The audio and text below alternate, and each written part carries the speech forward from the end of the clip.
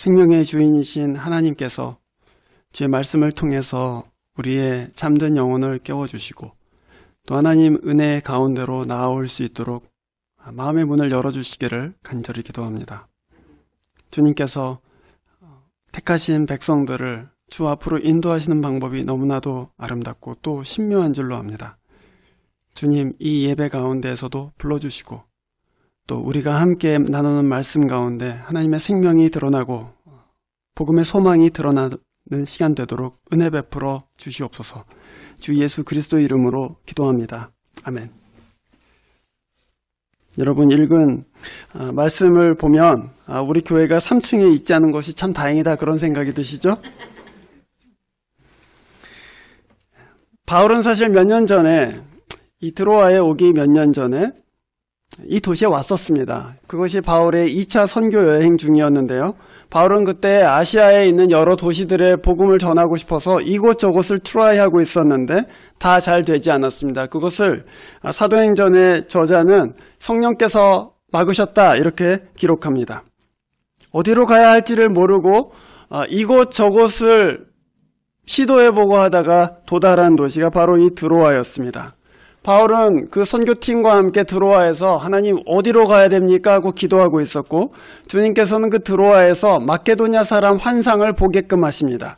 마케도냐 사람 한 사람이 환상 중에 바울에게 손짓하면서 건너와서 우리를 도우라 그랬단 말이죠. 그래서 바울은 그 팀과 함께 하나님께서 우리를 마케도냐로 부르시는구나. 그래서 마케도냐로 건너가게 되는데 그것이 바로 복음이 팔레스타인에서 시작해서 유럽으로 들어가게 된 계기가 된 사건입니다. 그리고 이제 몇 년이 지나서 그 드로아에서 환상을 보고 유럽에 갔다가 시리아로 갔다가 몇 년이 지나서 다시 돌아왔어요, 드로아에. 바울은 지금 예루살렘으로 가고 있습니다. 예루살렘에 가면 거기서 고난당할 것이라고 예언자들이 여러 차례에 걸쳐서 경고합니다.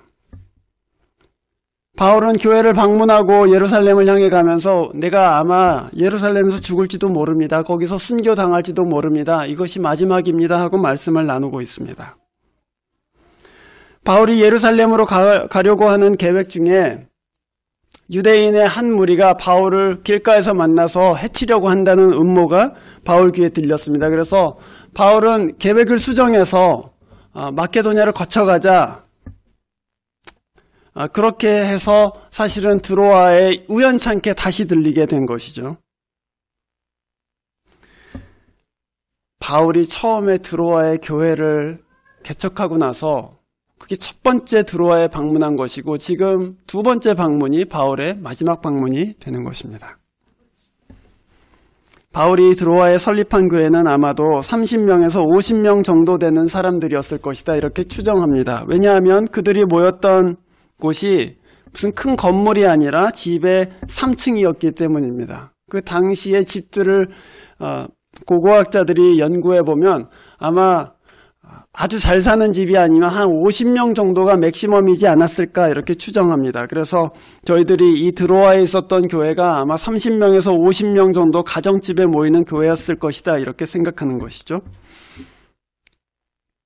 그 사람들이 모여 있습니다. 그리고 바울은 이제 예루살렘에 가면 죽을지도 모르는구나 하고 바울한테 마지막으로 말씀을 듣고 있는 것입니다. 그 교회, 드로아에 있던 그 교회를 통해서 사도들이 세웠던 교회, 성령이 처음에 지으신 그 교회들이 어떤 교회였는가를 우리가 생생하게 알 수 있는 것이고, 그리고 도대체 어떤 교회였길래 이 로마 제국 안에서 살아남았을까, 그것을 우리가 볼 수 있는 것이죠. 그래서 이 본문에서 초대교회, 성령께서 사도들을 통해서 지으신 그 교회의 몇 가지 특징들을 저희들이 알아보고자 합니다. 첫 번째는 그 교회들은 말씀을 나누는 공동체였다는 것이고, 두 번째는 그 교회들은 하나님의 위로를 나누는 공동체였다는 것이고, 세 번째는 자기의 삶과 믿음을 나누는 공동체였다는 것입니다. 첫 번째로 드로아에 있는 교회, 특별히 오늘 우리가 말씀 제목을 유두고의 교회, 청년 유두고의 교회 그랬습니다. 왜냐하면 그 사건에서 제일 중심에 유두고의 죽음과 그 소생이 있잖아요. 그래서 유두고가 다녔던, 청년 유두고가 다녔던 교회는 말씀을 나누는 교회였습니다. 본문 7절을 보면 이 교회는 주간의 첫날에 모였다 이렇게 되어 있습니다. 그것은 주일을 얘기합니다. 여러분, 로마 제국에서 주일은 휴일이었을까요? 아닐까요? 이 당시에는 아니었습니다. 그리스도인 황제가 300년 후에 나타나기 전까지 이 당시에는 주일은 휴일이 아니었습니다. 로마 제국에는 아예 휴일 개념, 그 주일이라는 개념 자체가 없었습니다. 그래서 사람들이 예배하기 위해서는 당연히 저녁에 모여야 되는 것입니다. 왜냐하면 그 그리스도인들, 들어와 있는 그리스도인들 중에는 노예도 있었고 또 가난한 사람들도 있었고 하루 종일 일해야 되는 사람들이 대부분이었기 때문에 만약에 우리처럼 12시에 모이거나 11시에 모이거나 그러면 아무도 올 수가 없어요. 부자 외에는 아무도 올 수가 없어요. 그래서 밤에 모였어요. 저녁에 일이 다 끝난 다음에. 그 말은 무슨 말이겠습니까? 하루 종일 노동에 지친 사람들이 해가 져서 자기 집에 가서 그냥 당장에 눕고 싶은 사람들, 그 사람들이 어느 집에 모여서 예배하고 말씀을 들으러 모였다는 거예요. 그 중에 우리가 보고 있는 청년 유두고가 있습니다. 그도 아마 하루 종일 일하다가 들어왔을 것입니다. 그는 창가에 걸터 앉아 있었습니다. 아마 사람이 많아서 어디 앉을 자리가 없었기 때문에 간신히 남는 자리가 창가가 아니었을까 그렇게 생각해 봅니다. 하루 종일 노동에 피곤하고 지친 몸을 끌고 이 교회에 들어와서 창가에 걸터 앉아 있는데 하필이면 그날 온 메시지 전하는 사람은 웬 놈의 설교가 그렇게 긴지 끝나지를 않습니다. 그래서 창가에서 꾸벅꾸벅 졸고 있는 것이죠. 유두고만 졸았을까 생각해 봅니다. 많이 졸았지 않았겠습니까? 노동일이 힘들잖아요. 하루 종일 일하고 와서 말씀 듣는 게 얼마나 힘든 일이에요. 다들 졸았겠죠. 많이들 졸았을 것입니다. 하지만 졸아도 가야 되겠다는 마음으로 온 것 같습니다. 와서 바울이 하는 가르침을 받았습니다. 그 자리에는 노동자도 있고 심지어 노예들도 있고 여러 사람들이 모여서 집의 3층에서 꽉꽉 채워서 바울의 마지막 가르침을 받고 있습니다. 교회가 어떻게 로마 제국 안에서 살아남았는가? 거기에 대한 첫 번째 해답은 그들은 말씀이 자기의 생명이라는 것을 알았기 때문이다 이렇게 답할 수 있습니다. 그들은 교회의 생명이 말씀이라는 것을 알았습니다. 자기들의 생명도 말씀이 없이는 죽은 것과 같다는 것을 알고 있었습니다. 그래서 지친 몸을 이끌고도 주일 저녁에 휴일이 아닌 주일 저녁에 모여서 같이 예배했습니다. 하나님의 말씀을 나눴습니다. 유두고도 그 중에 한 사람이었습니다. 도대체 말씀이 무슨 말씀을 했길래 이렇게 모였는가? 바울이 도대체 어떤 말씀을 했길래 이 늦은 시간에 사람들이 이렇게 모여서 바울의 말을 귀 기울이고 있는가? 여러분 궁금하시죠? 20절 말씀 또 여러 구절에 바울이 어떤 말씀을 했는가에 대해서 단서들이 있습니다. 먼저 여러분 사도행전 20장 20절 말씀을 보십시오. 장소는 다르지만 바울은 에베소에 있는 장로들을 오라고 한 다음에 이렇게 말합니다. 나는 또한 유익한 것이면 빼놓지 않고 여러분에게 전하고 공중 앞에서나 각 집에서 여러분을 가르쳤습니다. 바울이 그 밤에 드로아에 있는 교회인들에게 가르친 내용은 믿음을 세우기 위해서 유익한 것들이었습니다. 기도를 이렇게 하십시오. 또 함께 이렇게 사랑하십시오. 또 여러분이 성찬을 나눌 때 이렇게 하십시오. 그리고 그들의 믿음에 필요한 부분들을 가르쳤습니다. 또는 20장 1절과 2절을 보면 바울은 가는 곳마다 제자들을 불러서 격려했다 이렇게 되어 있습니다. 여러분이 당하는 고난 가운데 낙심하지 마십시오. 여러분이 겪고 있는 그런 어두운 일들 가운데 마음을 잃어버리지 마십시오 하고 격려했습니다. 또 21절을 보면 이렇게 바울이 얘기합니다. 나는 유대 사람에게나 그리스 사람에게나 똑같이 회개하고 하나님께 돌아올 것과 우리 주 예수를 믿을 것을 엄숙히 증언하였습니다. 바울이 그 밤에 드로아에 있는 교인들한테 가르쳤던 것들, 회개하고 돌아오라고, 주 예수를 믿으라고 그렇게 말했을 것입니다. 사람들은 그 마음을 마음에 받아들였습니다. 우상 섬기던 거 끊고 술과 여자를 즐기던 예전 생활을 청산하고 탐욕스럽게 살던 이전 삶에서 돌아와서 그 말씀을 믿고 하나님 앞에 회개하면서 돌아왔습니다. 그들은 하나님의 말씀을 그냥 듣기만 한 것이 아니라 자기들에게 주시는 권고로 받았습니다. 그리고 그 말씀에 순종했습니다. 어쩌면 이 유두고라는 청년이 교회에 오게 된 이유도 그 말씀에 의해서 변화된 한 사람을 보았기 때문에 도대체 이 그리스도인들이 뭐하는 사람이길래 이렇게 살고 있는가 궁금해서 찾아왔을지도 모를 일이죠. 거기서 그는 바울을 만났습니다.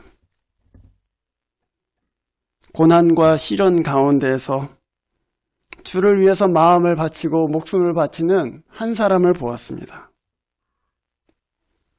또한 그 청년 유두고는 이 교회의 여러 지도자들을 알고 있습니다. 그들의 삶은 마치 주님께서 말씀하셨듯이 사람이 떡으로만 살 것이 아니요 하나님의 입에서 나오는 모든 말씀으로 살 것이다.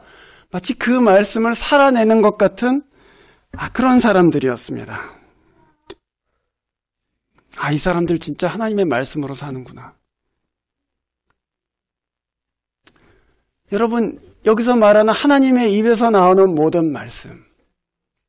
사람들은 마치 그것이 무슨 신비한 말씀인 것처럼 또는 우리가 성경 읽다가 무슨 찌리를 하는 경험 가운데 받는 말씀처럼 그렇게 생각하죠. 그렇지만 이 말씀은 그런 말씀이 아닙니다. 이 말씀은 교회의 지도자들과 드로아 교회의 여러 영적인 지도자들을 통해서 그냥 듣는 평범한 말씀입니다. 모든 사람이 듣는 말씀입니다. 다만 그것을 내게 주시는 말씀이구나 하고 내 마음에 받으면 그 말씀은 하나님 입에서 나오는 말씀이 되는 것이죠. 그것을 내가 하나님께 받은 말씀이라고 듣고 사람이 전한 말이 아니라 하나님의 말씀이다 그렇게 받고 거기에 순종하기 시작하면 그 말씀은 하나님의 입에서 나오는 능력 있고 권세 있는 말씀이 된다 그것입니다. 교회 삶에 그 중심에 말씀이 있습니다. 단순히 설교를 듣는 것을 의미하지 않습니다. 말씀이 가르치는 것을 믿음으로 받아들이고 순종하고 또 순종하면서 이 말씀이 진짜 능력 있는 말씀이구나 하는 것을 경험하게 됩니다. 이 말씀이 정말 내 생명이구나. 이 말씀이 진짜 내 길을 밝혀주는구나. 이 말씀이 정말로 나를 이 어두운 세상 가운데 거룩하게 살도록 인도해 주는구나 하는 것을 알게 됩니다. 유두고는 그 말씀을 믿었어요. 졸긴 했지만 절지라도 가서 들어야 되겠다 그러고 들었단 말이죠. 두 번째로 교회는 하나님의 위로를 나누는 곳이죠.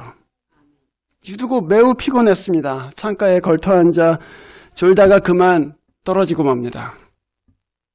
사람들이 허겁지겁 내려가서 유두고를 일으켜 세우려고 하는데 그는 이미 숨이 멎어 있었습니다. 누가 가장 당황했을까요? 바울이 제일 당황했겠죠. 내가 설교를 너무 오래 했구나. 내가 설교를 20분만 짧게 했으면 저 청년을 구할 수 있었을 텐데.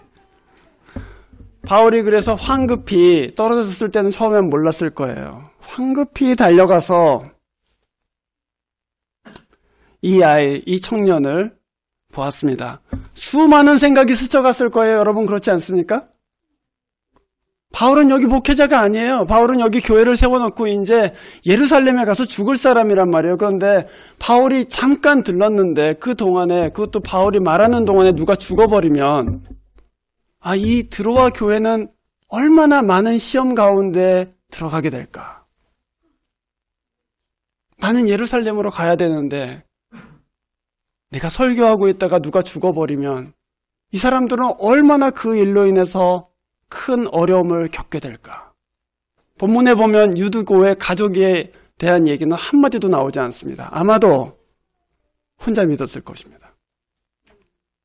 교회 나갔다가 죽어버리면 그 가족들한테는 도대체 뭐라고 얘기해야 될까? 수많은 질문들이 바울 머릿속에 스쳐 지나갔을 것입니다. 바울은 내려가서 죽은 청년의 몸에 엎드렸습니다. 10절 말씀에 보면 그에게 엎드려 끌어안고 말했습니다. 그런데 여러분, 죽은 청년의 몸에 엎드려서 끌어안았다. 우리는 구약성경 열왕기상 17장에서 똑같은 장면을 보게 됩니다. 선지자 엘리야가 자기에게 장소를 제공하고 숙소를 제공한 집에 며칠 머물고 있었는데 엘리야가 기도해서 낳은 아들이, 그 집 아들이 갑자기 죽었어요. 그러자 어머니가 찾아와서 내가 언제 하나님께 아들을 달라고 했냐고, 나한테 아들을 주시더니만 왜 뺏어가시냐고, 그러고서는 선지자의 발을 잡고 엉엉 우는 장면이 나옵니다. 엘리야는 그 아이가 어디 있냐고 그 아이의 방으로 가서 그 아이의 몸 위에 엎드려서 7번 기도합니다. 그리고 그 아이가 살아나죠. 바울은 아마도 유도고가 죽었을 때 하나님 어떻게 합니까? 이 아이를 살려주셔야만 됩니다. 그러고서는 구약성경의 엘리야를 떠올렸을 것입니다. 그리고서 그 아이의 몸에 자기의 몸을 엎드리고 끌어안고 간절히 기도하지 않았겠습니까? 하나님 살려주십시오. 이 드로아의 교인들이 시험에 당하지 않도록, 이 교회가 이 죽음으로 인해서 넘어지지 않도록 하나님 살려주십시오. 그리고 그 순간에 믿음을 다해서 기도했을 거예요. 엎드리면서. 그리고서는 바울은 이 아이가, 이 청년이 살아났다는 것을 알게 됩니다. 살아났다. 그래서 10절 끌어안고 말하기를 소란을 피우지 마십시오. 이 아이, 이 청년에게 아직 목숨이 있습니다. 이렇게 얘기했죠. 하나님은 거기에 모인 사람들을 불쌍히 여기셨습니다. 지치고 힘든 삶 가운데이지만 말씀 듣겠다고 나온 사람들에게 하나님은 은혜를 베푸셨습니다. 하나님은 가난한 사도의 기도에도 응답해 주셨습니다. 그가 예루살렘으로 가서 목숨을 드리기로 작정하고 가는 그 걸음을 하나님께서는 붙잡아 주셨습니다. 우리가 기도한다고 해서 다 죽은 아이들이 살아나거나 죽은 사람이 다시 돌아오지는 않습니다. 그러나 하나님께서는 어느 때에 자기 종들을 위해서 정말로 교회에 기적적인 일들을 보여주세요. 신재의 삶에 우리의 기도가 매번 응답되는 것은 아니지만 정말 하나님께서 우리를 불쌍히 여기시고 능력을 행하시는구나 하는 일들이 우리 삶 가운데 실제로 일어난단 말이에요. 신재의 삶이 마치 이와 같지 않습니까, 여러분? 예기치 않은 불행들이 우리 삶을 덮쳐옵니다. 그 재난으로 인해서 무슨 죽은 것 같아요. 나는 이제 끝났구나. 난 이제 소망이 없구나. 그런데 우리 주께서 우리를 감싸 안으시고 소란 떨지 말라고 아직 이 아이에게 생명이 있다고 그렇게 선포해 주시고 우리를 일으키시지 않습니까? 교회가 어려운 일로 인해서 쓰러져 있을 때 예수께서는 마치 바울이 한 것처럼 그 교회를 끌어안으시고 이 교회에 생명이 있다 그렇게 말씀하시지 않습니까? 주께서는 마태복음 18장에 두세 사람이 나의 이름으로 모인 곳에는 나도 그들 중에 있느니라 이렇게 말씀하셨습니다. 주님은 종들의 기도를 들어주십니다. 주님께서는 자기의 말씀을 소중히 여기는 교회에 능력을 행하십니다. 유두고가 살아난 것으로 인해서 드로아에 있었던 이 교인들 엄청난 은혜를 입었죠. 위로를 받았습니다. 하나님께서 우리와 함께 계시는구나. 이 도시에 30명, 50명 모이는데 이 가운데 하나님께서 죽은 자를 일으키시는 능력을 행하시는구나. 그래서 굉장히 큰 위로를 받았을 것입니다. 그 가운데 누가 제일 큰 은혜를 받았을까요? 졸다가 죽은 유두고죠. 그렇지 않겠어요? 내가 교회 가고 꾸벅꾸벅 졸다가 내 잘못으로 떨어져 죽었었는데 하나님께서 살려주셨다. 평생 잊을 수 없는 은혜를 유두고가 그날 밤에 받았습니다. 사도행전의 기자는 유두고가 존 것이 잘못이라는 투로 쓰지는 않았습니다. 저도 여러분이 설교 시간에 존다고 해서 정죄하지 않습니다. 왜냐하면 유두고가 있잖아요. 유두고.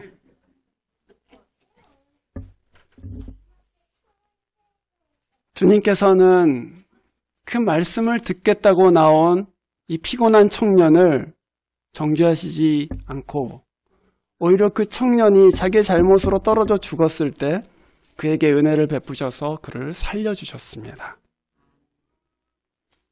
사도행전의 기자는 이 젊은이의 이름을 알고 있습니다. 그 말은 여러분 이 사도행전에는 나오는 사람들 중에 이름이 없는 사람들도 굉장히 많이 있습니다. 그런데 유두고의 이름은 유두고 이렇게 써져 있어요. 그 말은 유두고가 나중에 예수의 제자가 됐다는 얘기죠. 그냥 예수의 제자가 된 것이 아니고 예수의 이름을 위해서 사는 그 이름을 우리가 다 알고 있는 그 유두고라는 뜻입니다.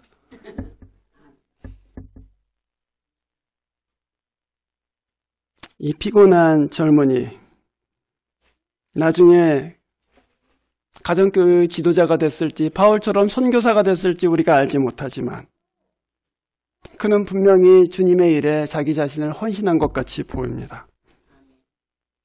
지금은 죽은 것 같이 이 바닥에 누워있는 청년 하나님의 은혜로 주의 일꾼이 될 것을 우리가 믿고 감사하는 것이죠. 하나님의 은혜가 우리가 정말 가난할 때 임하는 것은 우연이 아니지 않습니까, 여러분? 하나님은 가난한 심령에 은혜를 더하여 주시지 않습니까, 여러분? 교회는 고난 중에 나를 건지시는 예수, 죽음에서 나를 살리신 하나님의 은혜로 인해서 새로워지고 또한 강해지는 것이죠. 그래서 교회가 살아남는 이유는 살아남을 뿐만 아니라 계속해서 로마 제국 안에서 점점 확대되는 이유는 거기 하나님의 위로를 나누고 있기 때문이죠. 세 번째로, 교회는 삶과 믿음을 나누는 하나님의 백성들입니다. 살아난 청년 유두고를 데리고 사람들은 다시 위층으로 올라갑니다. 너 저기 죽었다 살았으니까 빨리 집으로 가라 하지 않았어요. 다시 위층으로 올라갔습니다. 거기서 그 사람들은 빵을 뗍니다. 11절 말씀을 보시죠. 바울은 위층으로 올라가서 빵을 떼어서 먹고 나서 날이 새도록 오래 이야기하고 떠나갔다. 빵을 뗐다는 얘기는 성찬을 의미합니다. 오늘 우리가 이 설교 후에 하게 되는 일이죠. 살아난 유두고가 함께 그것을 먹고 마십니다. 모든 이들에게 이 성찬, 그리스도의 죽으심, 그리스도의 희생을 의미하는 이 떡과 잔은 진짜 예수께서 우리의 생명이 되시는구나. 그러고 먹고 마시지 않았겠어요? 또한 이 빵을 떼면서 우리의 형제 유두고, 우리가 그 형제를 위해서 기도했을 때 주님께서는 우리의 기도를 응답해 주셨구나. 너는 진짜 우리의 형제다 하면서 그 떡을 떼고 있는 사람들 사이에 네가 나의 형제요, 네가 나의 자매다 하고 고백하는 일이 일어나지 않았겠습니까? 신자는 어려운 일이 생기고 갈등이 생길 때 예수를 생각하면서 한 몸을 지키는 사람들이죠. 이민교회의 최대 약점이 무엇입니까, 여러분? 수틀리면은 갈라진다는 것입니다. 나랑 마음이 맞지 않으면은 에이씨, 다른 교회 가지 뭐. 그러고서 다른 교회로 가기도 하고 또 교회를 하나 세우지 뭐. 그러고서는 교회를 세우기도 합니다. 그러나 진짜 성령의 사람들, 진짜 성찬을 진짜 나눈 사람들, 우리 교회처럼 한 달에 한 번씩 나눈다고 하면 한 달에 한 번씩 진짜 성찬을 나누면서 당신은 나의 형제입니다, 당신은 나의 자매입니다라고 참으로 고백한 사람들은 그럴 수 없단 말이에요. 의견이 맞지 않는다고 해서 나랑 성깔이 더러워 갖고는 싸웠다고 해서 찢어질 수 없다고요. 너는 내 형제다, 이렇게 내가 형제이기 때문에 내가 성질을 죽이고 참겠다 하게 되는 것이죠. 그들은 밤새도록 이야기하였습니다. 바울이 강론을 밤새도록 했던 얘기가 아니죠. 그러면 또 죽을지도 모르잖아요. 밤새도록 이야기했다는 것은 자기의 삶을 나누기 시작했다는 것입니다. 신자로서 자기의 삶을 나누고 하나님께서 내 믿음의 걸음을 어떻게 인도하시고 계시는가를 나누고 내가 겪고 있는 시험과 어려움에 대해서 중보해달라고 나누고 또 하나님 안에서 우리가 갖고 있는 소망을 함께 나누고 그 일들을 나누다 보니 밤이 새도록 말하게 되었다 하는 것이죠. 교회는 그렇게 해서 한 몸이 됩니다. 그리스도를 머리로 하기 때문에 우리가 한 몸임에는 분명해요. 하지만 우리가 실질적으로 한 몸이 되는 것은 언제입니까? 우리 삶을 나누고 우리 믿음을 나누고 우리가 함께 떡을 나눌 때이죠. 우리가 함께 빵을 뗄 때에 그때 그리스도께서 영화롭게 되시고 서로의 삶과 믿음을 나눌 때에 우리가 참으로 그리스도의 한 몸이 되는 것이죠.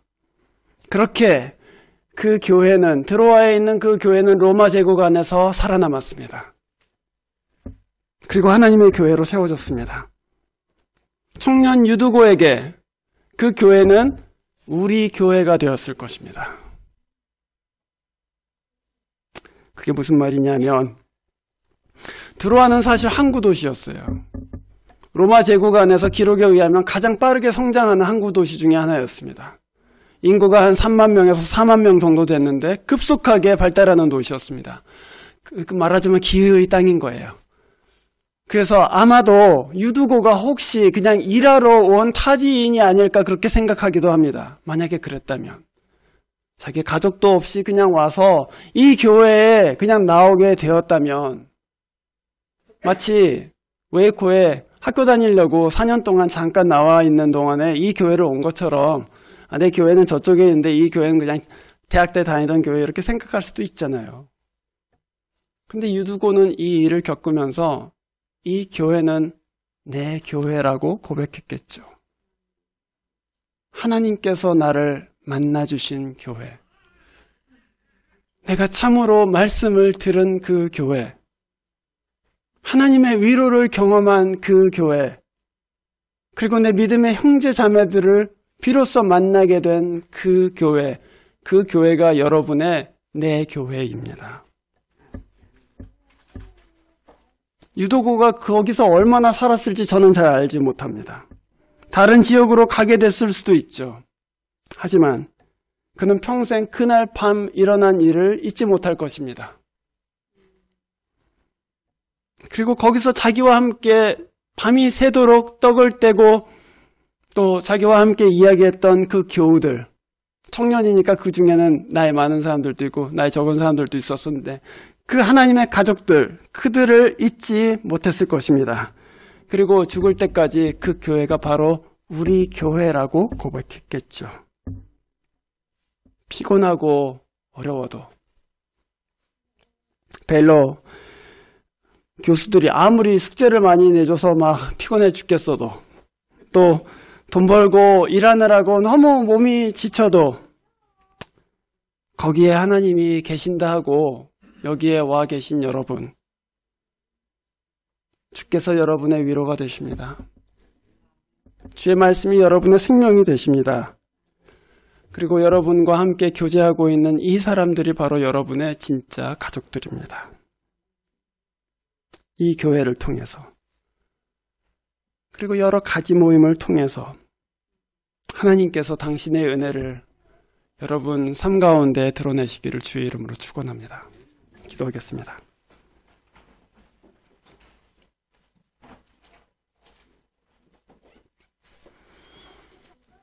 주님, 유두고가 다녔던 교회, 처음에는 낯선 사람들로 만났겠지만 나중에는 가족이 되고 또한 믿음의 동지들이 되었습니다.